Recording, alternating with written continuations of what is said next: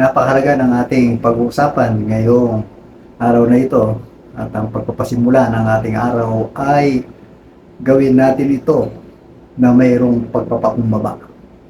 At ang ating topic ngayon ay living the straight way. Umalis sa tuwid na daan. Napakahirap po ata nung umalis tayo doon sa tuwid na daan.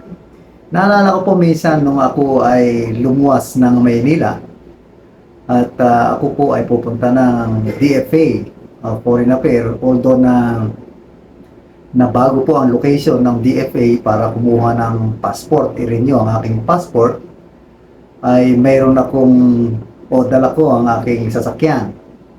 So, nang dahil doon ay hindi ko alam ngayon yung buong location ng DFA. So, kaya sa pagpapatuloy ng aking pagdadrive, dahil ito ay Manila at madalang naman akong mag-drive na sa Manila, ay hindi ko pa po ganong alam ang disiplina doon.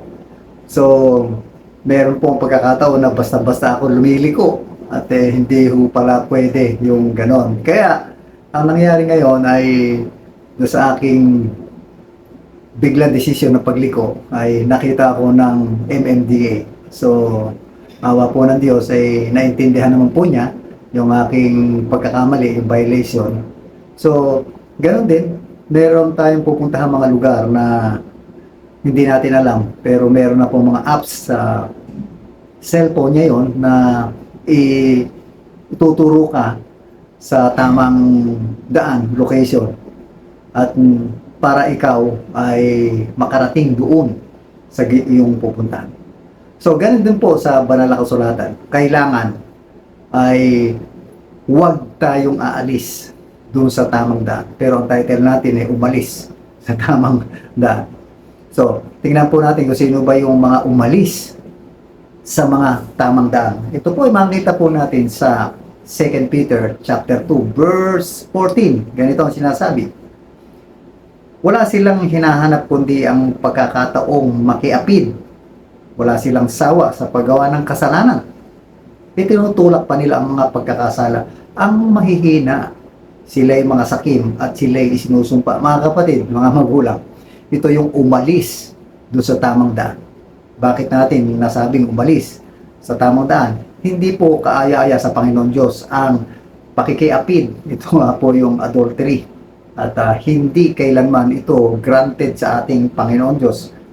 Lalong higit ang mga paggawa ng mga kasalanan. So ito po ay nagtutulak na paghihiwalay natin sa Panginoon Diyos. At ang masakit pa po nito ay itinuturo pa nila ito o ipinakikita pa nila ito sa mga mahihina sa pananampalataya, lalong higit sa mga hindi nakakilala sa Panginoon Diyos. Mga kapatid, huwag tayong maging instrumento ng maling landas kung hindi ginagamit tayo ng Panginoon Diyos sa tama at tumpak na daan. Nakakalungkot po yan. Isipin niyo po yan, kung ikaw ay instrumento na tinatawag dito ay gumagawa ng kasalanan. Mga kapatid, mag-isip-isip po tayo. Ako po nakapag-isip. Dati po ako ay alipin ng pakikiapid, pero salamat sa Diyos, nakita ko na po ngayon ang tamang daan. So, ganoon din, ay nakita ko po yung tamang pamilya, yung asawa ko, nakita ko po sa kanya ang tunay at tapat. Ganon din po yung iba.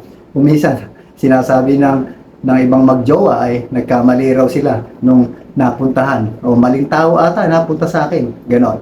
Kaya, ito pong mga bagay na ito ay lalong ibalik natin sa salita ng Diyos na pinaalahanan tayo. Kailangan tayo po ay mamuhay doon sa tama, doon sa tumpak na ibinigay ng ating Panginoong Jesucristo. Sinabi po ng ating Ama, kilalanin si Jesus Christ na ating Panginoon na siyang tagapagligtas na nagbigay ng tamang daan upang tayo maligtas sa kapahamakan. Mga kapatid, mga kaibigan, mahalaga po yung makita natin ang tunay na daan upang hindi na tayo maligaw.